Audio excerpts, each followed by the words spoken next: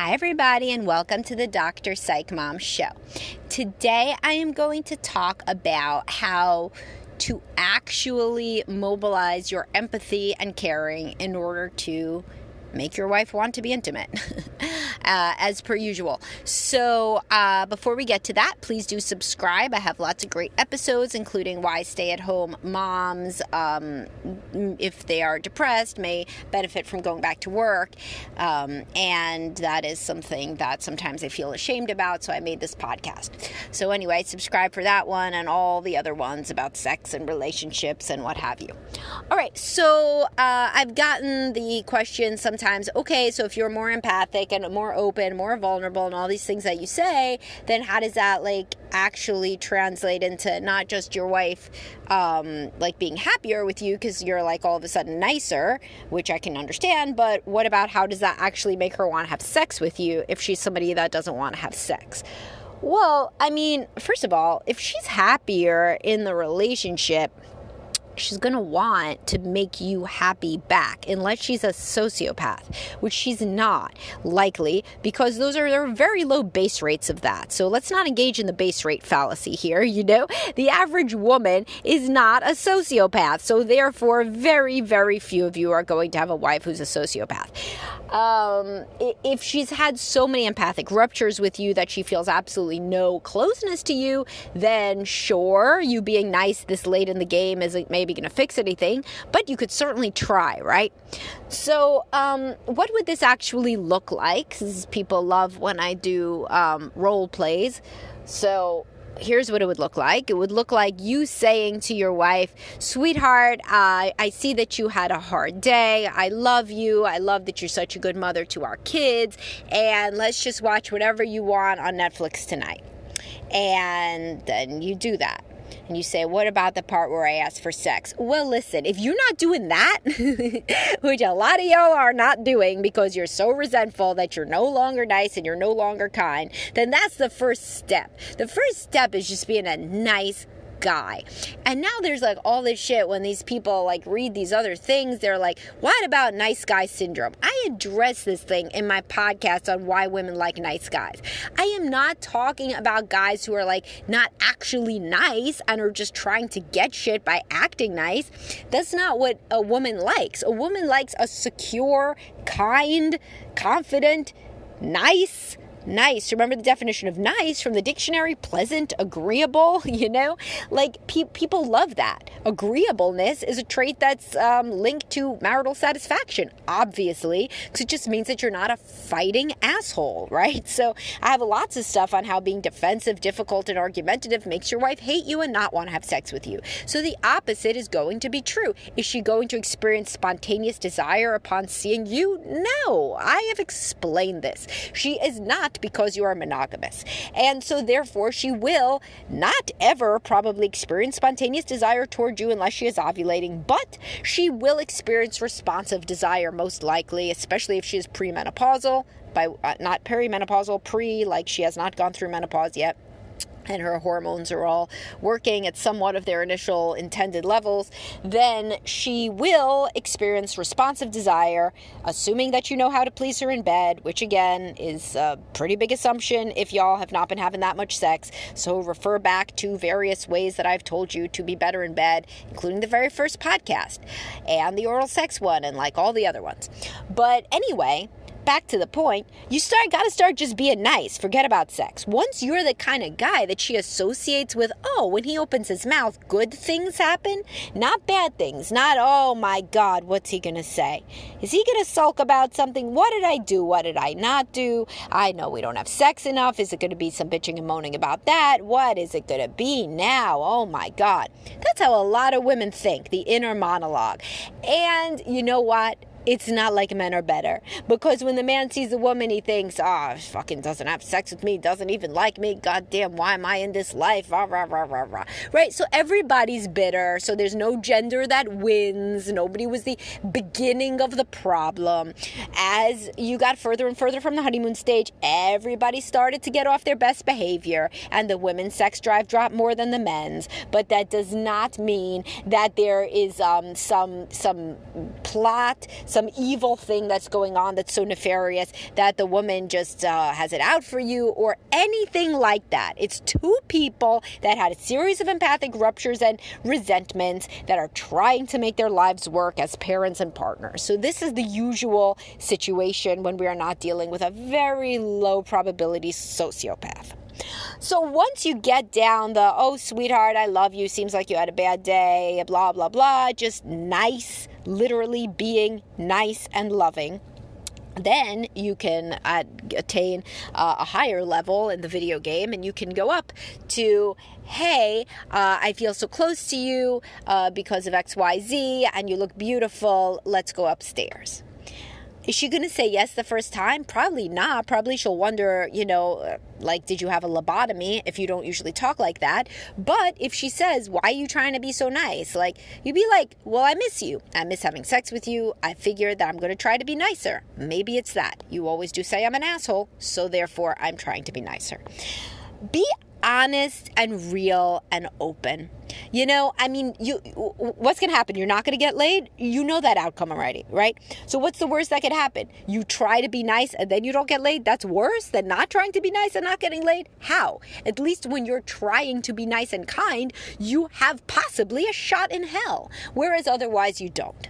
So most women do not want to humiliate their husband. If a man comes at you with this whole romantic spiel and he's obviously trying, it's like embarrassing to say no, It's certainly embarrassing to say just a no full stop and not like a rain check or anything. Like if you come at things very nicely, then your wife will probably want to play ball in some way.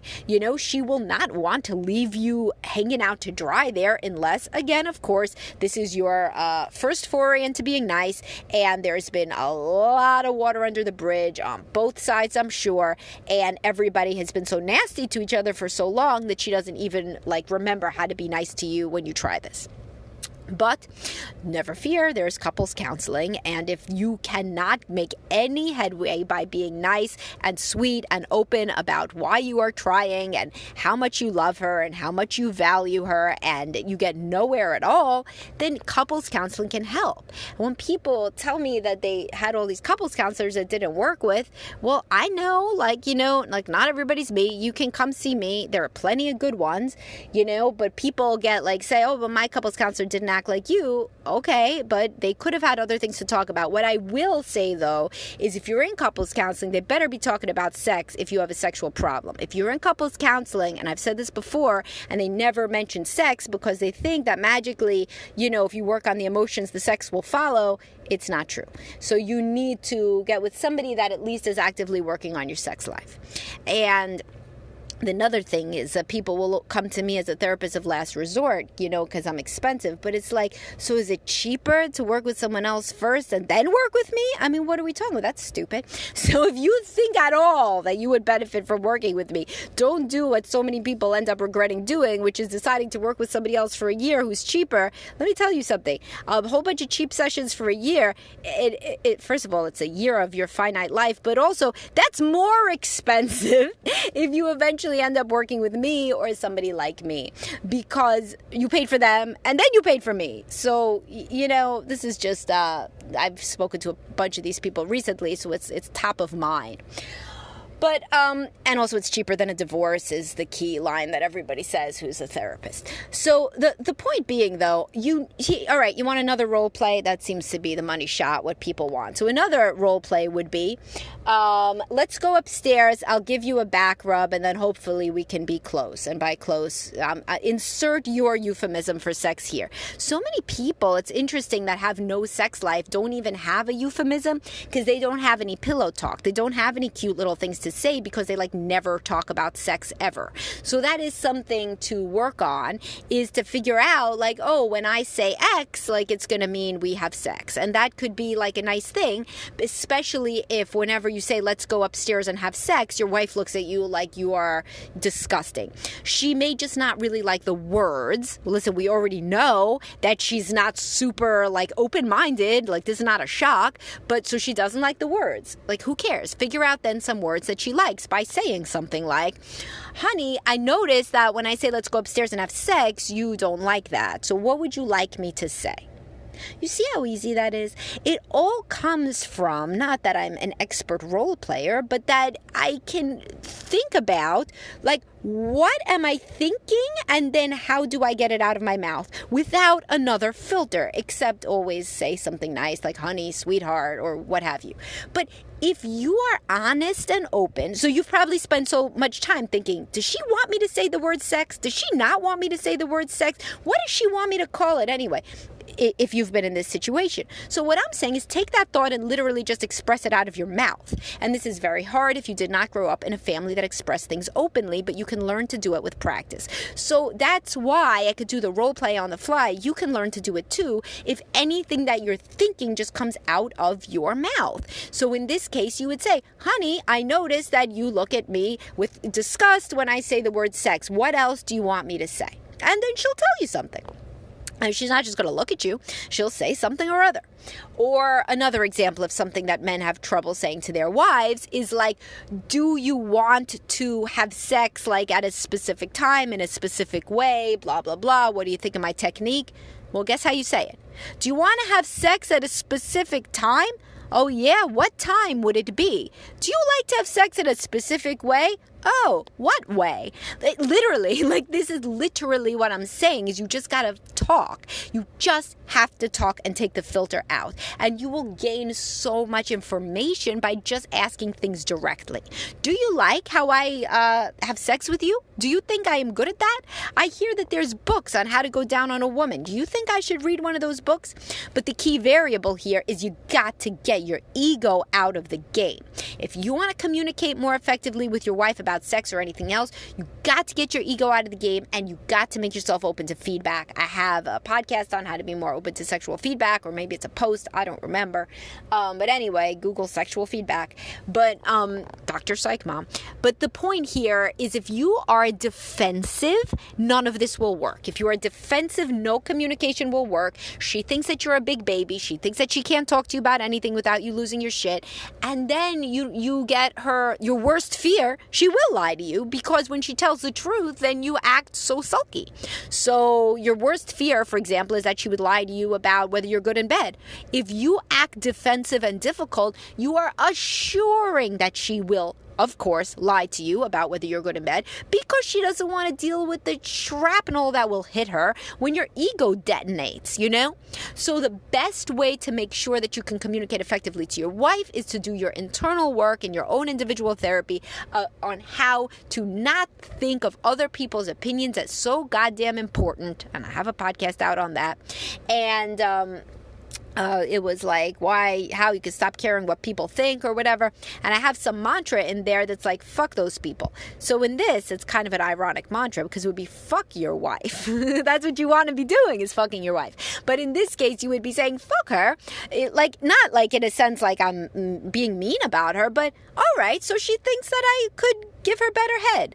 All right, good to know. I mean, kind of, but who cares? Like, it's not, like, it doesn't mean anything about me as, like, a man. It means that within the context of our extremely close-minded marriage with minimal practice, I have not attained, like, guru status at cunnilingus. What shock would that be?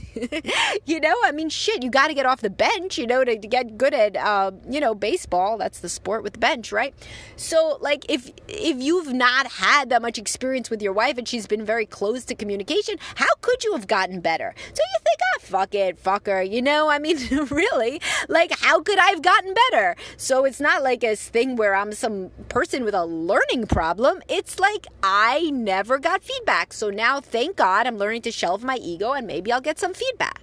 You know, it's just got to be like, whatever. The larger macro problem is the one you're looking to solve. The micro short-term problem is temporary ego pain because somebody says something you don't want them to say. You can't stop people from saying things you don't want them to say without real problems. So you can certainly stop your wife from ever being honest with you. You might have done it already by acting defensive and difficult. But that doesn't help. That doesn't help help your problem at all, because nobody listens to this show because their marriage is perfect. So obviously your marriage is not perfect. And no marriage is perfect, but it's like Animal Farm. Some of us are more equal than others. The point I'm making is, if you want to communicate with your wife, you got to fucking communicate with your wife. You got to put your ego on the shelf, and you have to just speak the things that you are thinking. Unless they are insulting, don't insult her. Do not say, what I'm actually thinking is, if you were not such a narrow-minded bitch. No, you stop yourself. That is not your best self-talking.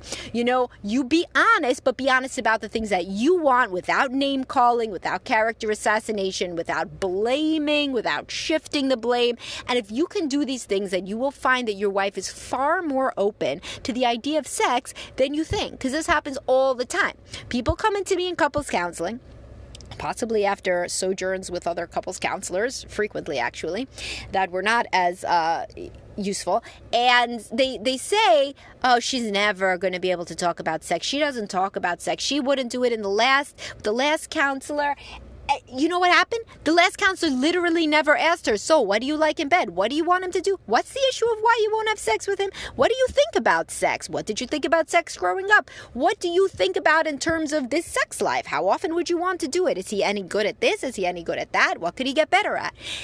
I'm not scared to ask questions. You can't be scared to ask questions. You could probably find out the same shit from your wife that I could, but you don't know to ask her openly. And of course, I'm not going to be defensive, because we're not talking about whether I can go down on your wife. We're talking about you. So I get that. It's totally normal to take it a bit personally. But if you take it overly personally, you're never going to get the feedback and the data that you need in order to have the close and connected and open sexual relationship that you want. So that is some more concrete ways that you could think of when you're thinking, how can I really mobilize this whole being nice thing and get it to have some effect on our intimacy? Well, this is how. You just say things in a nice way after having set up a frame where she comes to associate you with a nice person. That guy says nice things. My husband, I can count on him to say something nice. He'll say something comforting and reassuring. Certainly not a sulky, defensive, difficult man, my husband. Rather, he is the source of pleasant interactions that I can count on to make me feel positive, right? If you are that person, your shot of her wanting to have sex with you, even if it's only at first just for you, and it will be because of responsive desire, your chances have gone up by exponents, right? Because she no longer thinks of you as somebody who never says what they mean, some passive-aggressive bullshit, indirect, sulky, negative, etc., etc., etc. All right, so please do join my Facebook group so you can have more interactions with me and tell me more what you want me to write or talk about, and follow me on all my social media channels. I don't think there are any social media channels that I am now not on, including YouTube, TikTok, Instagram, Twitter, all of them. So I'll talk to everybody soon. Have a great day, guys.